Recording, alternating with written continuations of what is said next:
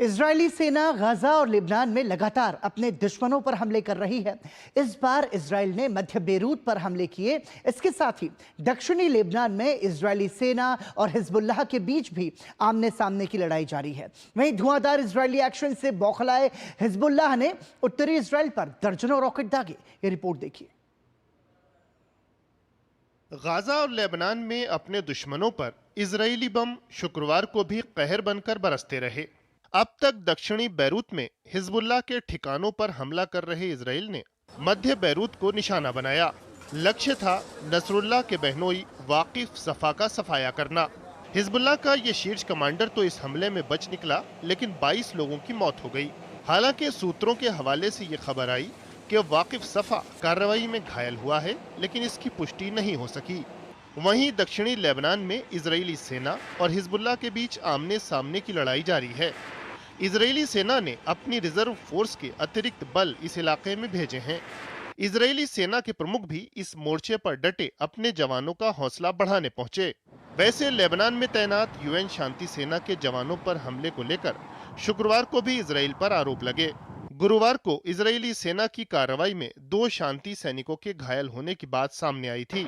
शुक्रवार को भी 2 और सैनिकों के घायल होने की बात सामने आई। यूएन और कई देशों ने शांति सैनिकों के घायल होने पर चिंता जताई। धुआंधार इजरायली एक्शन से बौखलाए हिजबुल्लाह ने उत्तरी इजराइल पर दर्जनों रॉकेट दागे। शुक्रवार को उत्तरी इजराइल में थाईलैंड के एक नागरिक की मौत की खबर आई। इसके बाद संघर्ष प्रभावित इजरायली क्षेत्रों से विदेशी नागरिकों को हटाने के निर्देश दिए गए। इजरायली सेना ने गाजा और पश्चिमी तट में भी अपना सैन्य अभियान तेज कर दिया है। पश्चिमी तट में इजरायली एक्शन में इस्लामी जिहाद संगठन का एक शीर्ष आतंकी नूर शम्स मारा गया। वहीं गजा के जबालिया में हमास के आतंकी अड्डों पर कार्रवाई के दौरान 3 इजरायली सैनिकों की मौत हो गई।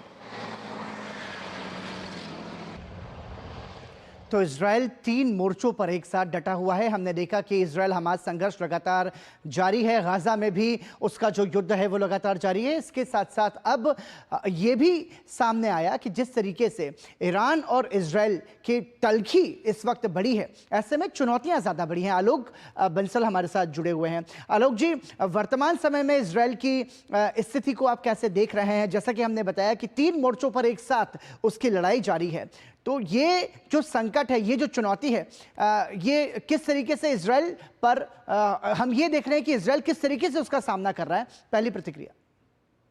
देखिए, इसमें कोई शक की बात नहीं है कि पिछले साल 7 अक्टूबर को जब इजराइल पे हमला हुआ, उसके बाद इजराइल ने जिस तरीके से गाजा में कदम उठाए जी, वो कदम उतने ज्यादा लोकप्रिय नहीं थे इजराइल में या अंतरराष्ट्रीय रूप में, क्योंकि उसमें काफी 1 साल के युद्ध के बावजूद हमास का पूरी तरह से खात्मा नहीं हो पाया, जो इजराइल का ऑब्जेक्टिव था। जी, और काफी बड़ी संख्या में कोलैटरल डैमेज हुआ।